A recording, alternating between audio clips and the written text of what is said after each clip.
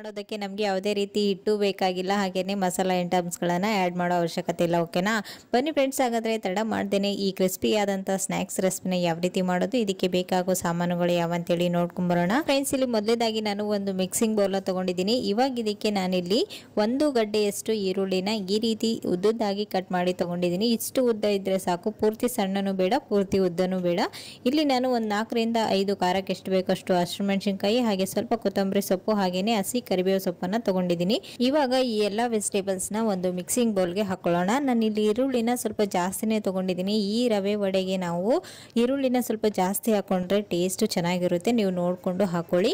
ಇವಾಗ ಇವೆಲ್ಲವನ್ನು ಸೇರಿಸ್ಕೊಂಡ ನಂತರ ನಾನು ಇದಕ್ಕೆ ತಕ್ಕಷ್ಟು ಉಪ್ಪನ್ನು ಕೂಡ ಸೇರಿಸ್ಕೊಳ್ತಾ ಇದ್ದೀನಿ. ಹಾಗೇನೆ ನಾನಿಲ್ಲಿ 1 ಟೇಬಲ್ ಸ್ಪೂನ್ ಅಷ್ಟು ಅಲ್ಲ ಬೆಳ್ಳುಳ್ಳಿ ಪೇಸ್ಟ್ ಅನ್ನ ಹಾಕೊಳ್ತಾ ಇದ್ದೀನಿ. ಇವಾಗ ಸಾಲ್ಟ್ ಅನ್ನ ಸೇರಿಸಿರೋದ್ರಿಂದ ಈರುಳ್ಳಿ ನೀರು ಬಿಟ್ಕೊಳ್ಳೋದಕ್ಕೆ ಸ್ಟಾರ್ಟ್ ಆಗುತ್ತೆ. ಈ ನೀರಿನ ಅಂಶದಲ್ಲಿನೇ ಇದೆಲ್ಲ ಮಸಾಲೆನೂ ಚೆನ್ನಾಗಿ ಈ ರೀತಿಯಾಗಿ ಮಿಕ್ಸ್ ಮಾಡ್ಕೊಳ್ಬೇಕು. ಇಲ್ಲಿ ನೋಡ್ತಾ ಇದ್ರೆ ಇವಾಗ ಮಸಾಲೆನ ಚೆನ್ನಾಗಿ ಕಿವುಚ್ಬಿಟ್ಟು ಈ ರೀತಿಯಾಗಿ ಮಿಕ್ಸ್ ಮಾಡಿಟ್ಕೊಂಡಿದ್ದೀನಿ.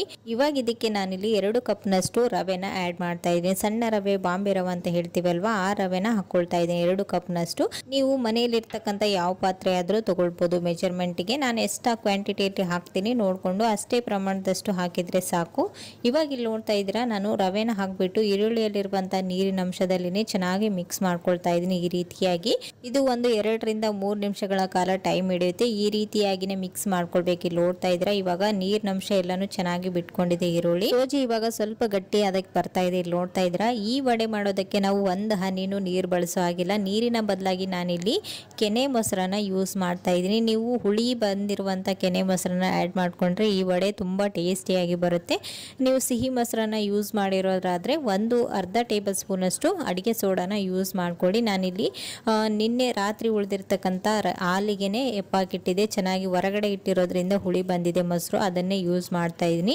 ನಾನಿಲ್ಲಿ 2 ಕಪ್ ಇದ್ರೆ ಈ ಹದಕ್ಕಿರಬೇಕು. ಸ್ವಲ್ಪ ತೆಳು ಇದ್ರೇ ರವೆ ಎಲ್ಲ ನೆಂದ ನಂತರ ಅದು ಮತ್ತೆ ಸ್ವಲ್ಪ ಗಟ್ಟಿ ಹದಕ್ಕೆ ಬರುತ್ತೆ. ಸೊ ಹಾಗಾಗಿ ಈ ರೀತಿಯಾಗಿ ಇದನ್ನ ಮಿಕ್ಸ್ ಮಾಡ್ಕೊಂಡು ಇಟ್ಕೊಳ್ಳಿ. ಇವಾಗ ಇದನ್ನ ಹಾಗೇನೆ ತಟ್ಟಿ ನಾವು ಎಣ್ಣೆಲಿ ಹಾಕೊಂಡ್ರೆ ತುಂಬಾನೇ ಎಣ್ಣೆ ಕುಡಿಯುತ್ತೆ ಈ ರವೆ ವಡೆ. ಸೊ ಹಾಗಾಗಿ ನಾವು ಇದನ್ನ ಒಂದು 10 ನಿಮಿಷಗಳ ಕಾಲ ರೆಸ್ಟ್ ಮಾಡಲು ಬಿಡಬೇಕು. ಇವಾಗ 10 ನಿಮಿಷ ಆಗಿದೆ. ನಾನು ಇಲ್ಲಿ ತೋರಿಸ್ತಾ ಇದ್ದೀನಿ ನೋಡಿ, ಸೋಜಿ ಯಾವ ರೀತಿ ಸ್ಮೂತ್ ಆಗಿದೆ ಅಂತ. ಹಿಟ್ಟು ಹಾಕಿದ್ರೆ ಯಾವ ರೀತಿ ಇರುತ್ತೆ ವಡೆ, ಆ ಥರನೇ ಕಾಣಿಸ್ತಾ ಇದೆ. ಆ ಥರ ಇರಬೇಕು. ಅವಾಗನೇ ನಾವು ಸ್ವಲ್ಪ ಕೈಗೆ ಎಣ್ಣೆನ ಹಚ್ಕೊಂಡ್ಬಿಟ್ಟು ಯಾವ ಶೇಪ್ಗೆ ಬೇಕೋ ಆ ಶೇಪ್ಗೆ ಇದನ್ನ ತಟ್ಕೊಳ್ಳೋದಷ್ಟೇನೆ. ಇಲ್ಲಿ ನೋಡ್ತಾ ಇದ್ರೆ ಎಷ್ಟು ಚೆನ್ನಾಗಿ ಸ್ಮೂತ್ ಆಗಿದೆ ಅಂತೇಳಿ. ಒಂದ್ ವೇಳೆ ತೆಳು ಅಂತ ಅನ್ಸಿದ್ರೆ ಸ್ವಲ್ಪ ಸೋಜಿನೂ ಕೂಡ ನೀವು ಆ್ಯಡ್ ಮಾಡ್ಕೊಳ್ಬೋದು. 1-2 ನಿಮಿಷದ ನಂತರ ನೀವು ಇದನ್ನ ತಟ್ಟಿ ವಡೆನ ಫ್ರೈ ಮಾಡ್ಕೊಳ್ಬೇಕು. ಇವಾಗ ಇಲ್ಲಿ ನೋಡ್ತಾ ಇದ್ರ ಇದನ್ನ ಒಂದು ಪಾರ್ಲಿಜಿ ಕವರ್ ಅಥವಾ ನೀವು ಆಯಿಲ್ ಕವರ್ ಆದ್ರೂ ತಗೊಳ್ಬೋದು. ಅದ್ರ ಮೇಲ್ಗಡೆ ಸ್ವಲ್ಪ ಎಣ್ಣೆನ ಹಚ್ಬಿಟ್ಟು ಈ ರೀತಿಯಾಗಿ ರೌಂಡ್ ಶೇಪ್ ಅಲ್ಲಿ ನಾನು ತಟ್ಕೊಳ್ತಾ ಇದ್ದೀನಿ.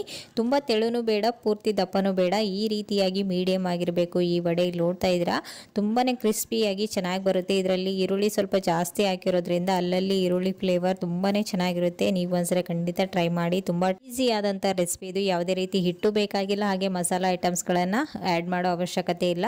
ಜಸ್ಟ್ 1 ಕಪ್ ರವೆ ಇದ್ರೆ ಸಾಕು, ನೀವು ಈ ತರ ಒಂದು ಕ್ರಿಸ್ಪಿ ಆದ ಹಾಗೂ ಟೇಸ್ಟಿ ಆದಂತಹ ರವೆ ವಡೆನ ಮಾಡ್ಕೊಳ್ಬಹುದು. ಇವಾಗ ಇಲ್ಲಿ ನೋಡ್ತಾ ಇದ್ರೆ ಎಲ್ಲಾನು ನಾನು ಈ ತರ ಒಂದೇ ಶೇಪ್ ಅಲ್ಲಿ ಮಾಡಿ ಇಟ್ಟಿದ್ದೀನಿ. ಇದು ನನಗೆ 2 ಕಪ್ ರವೆಯಲ್ಲಿ ನನಗೆ ಒಂದು 10 ರಿಂದ 15 ವಡೆಗಳಾಯ್ತು. ನೀವು ಸಣ್ಣದು ಮಾಡೋರಾದ್ರೆ ಒಂದು 20 ರಿಂದ 25 ವಡೆಗಳಾಗುತ್ತೆ. ಇವಾಗ ಇಲ್ಲಿ ನೋಡ್ತಾ ಇದ್ರೆ ಎಲ್ಲಾನು ರೆಡಿ ಮಾಡಿ ಇಟ್ಕೊಂಡಿದ್ದೀನಿ. ಇವಾಗ ಈ ಕಡೆ ಎಣ್ಣೆ ಕೂಡ ಕಾಯಕ್ಕಿಟ್ಟಿದ್ದೀನಿ. ಎಣ್ಣೆನ ನೀವು ಗಮನಿಸಿರ್ಬೋದು, ಈ ವಡೆ ಫ್ರೈ ಮಾಡೋದಕ್ಕೆ ಸ್ಟವ್ನ ಹೈಯಲ್ಲೇ ಇಟ್ಟಿರಬೇಕು. ನಾವು ಎಣ್ಣೆ ತುಂಬಾ ಕಾದಾಗನೇ ನಾವು ಈ ವಡೆನ ಫ್ರೈ ಮಾಡ್ಕೊಳ್ಬೇಕು. ಸ್ಲೋ ಫ್ಲೇಮಲ್ಲಿ ಇಟ್ಟರೆ ತುಂಬಾ ವಡೆ ಎಣ್ಣೆನ ಹೇಳ್ಕೊಳ್ಳುತ್ತೆ. ಸೊ ಹಾಗಾಗಿ ನೀವು ಸ್ವಲ್ಪ ಹೈಯಲ್ಲಿ ಇಟ್ಕೊಂಡು ನಂತರ ಬೇಕಂದ್ರೆ ನೀವು ಮೀಡಿಯಂ ಫ್ಲೇಮ್ ಮಾಡ್ಕೊಳ್ಳಿ. ಇವಾಗ ಇಲ್ಲಿ ನೋಡ್ತಾ ಇದ್ರೆ ಒಂದ್ ಸೈಡ್ ಚೆನ್ನಾಗಿ ಫ್ರೈ ಆದ ನಂತರನೇ ನಾವು ಈ ವಡೆನ ಟರ್ನ್ ಮಾಡ್ಕೊಳ್ಬೇಕು. ನೆನಪಿರ್ಲಿ ನಿಮಗೆ. ಇವಾಗ ಒಂದು ವಡೆ ಚೆನ್ನಾಗಿ ಫ್ರೈ ಆಗ್ತಾ ಇದೆ. ಇವಾಗ ಇನ್ನೊಂದು ನೆಕ್ಸ್ಟ್ ಒಂದು ವಡೆನ ಹಾಕೊಂಡು ಚೆನ್ನಾಗಿ ಫ್ರೈ ಮಾಡ್ಕೊಳ್ತಾ ಇದ್ದೀನಿ. ಇಲ್ಲಿ ನೋಡ್ತಾ ಇದ್ರೆ 1-2 ನಿಮಿಷಗಳ ಕಾಲ ಪೇಷನ್ಸ್ ಇಂದ ಈ ವಡೆನ ಫ್ರೈ ಮಾಡ್ಕೊಳ್ಳಿ. ಸ್ವಲ್ಪ ಟೈಮ್ ಹಿಡಿಯುತ್ತೆ ಫ್ರೈ ಮಾಡ್ಕೊಳ್ಳುವಾಗ. ಈ ವಡೆ ತುಂಬಾ ಕ್ರಿಸ್ಪಿಯಾಗಿ ಬರ್ಬೇಕಂದ್ರೆ ಇದನ್ನ ಚೆನ್ನಾಗಿ 2 ಕಡೆನೂ ಈ ರೀತಿ ಒಂಬಣ್ಣ ಬರೋವರೆಗೂ ನೀಟಾಗಿ ಫ್ರೈ ಮಾಡ್ಕೊಳ್ಬೇಕು. ಇಲ್ಲಿ ನೋಡ್ತಾ ಇದ್ರೆ ಒಳ್ಳೆ ಕಲರ್ ಬಂದಿದೆ. ಇವಾಗ ಇದನ್ನ ನಾನು ಆಯಿಲಿಂದ ಸಪರೇಟ್ ಮಾಡ್ತಾ ಇದ್ದೀನಿ. ನಾವು ಇದನ್ನ ನೆನೆಸಿ ಇಟ್ಟಿರೋದ್ರಿಂದ ಯಾವುದೇ ರೀತಿ ಎಣ್ಣೆನ ಹೇಳ್ಕೊಳ್ಳೋದಿಲ್ಲ, ತುಂಬಾನೇ ಗರಿ ಇರುತ್ತೆ ಫ್ರೆಂಡ್ಸ್. ಇವಾಗ ಇದನ್ನ ಬಿಸಿ ಬಿಸಿಯಾಗಿ ಟೊಮೆಟೊ ಚಟ್ನಿ ಆಗಿರ್ಬೋದು, ಟೊಮೆಟೊ ಕೆಚಪ್ ಆಗಿರ್ಬೋದು, ಹಾಗೆ ಕೋಕೋನಟ್ ಚಟ್ನಿ ಜೊತೆಗೂ ನೀವು ಸರ್ವ್ ಮಾಡ್ಬೋದು. ಎప్పుడు ಸಾಯಂಕಾಲ ಸ್ನಾಕ್ಸ್ ಕೇಳಿದಾಗ ಈ ರೀತಿ ಒಂದು ಕ್ವಿಕ್ ಆಗಿರುವಂತ ಸ್ನಾಕ್ಸ್ ಅನ್ನ ನೀವು ಮಾಡಿಕೊಳ್ಬಹುದು. ಓಕೆನಾ ಫ್ರೆಂಡ್ಸ್, ನೋಡಿದ್ರಲ್ವಾ ಇವತ್ತಿನ ಈ ಸಿಂಪಲ್ ಸ್ನಾಕ್ಸ್ ರೆಸಿಪಿ ನಿಮಗೆ ಇಷ್ಟ ಆಯ್ತು ಅಂತ ಅನ್ಕೊಂಡಿದ್ದೀನಿ.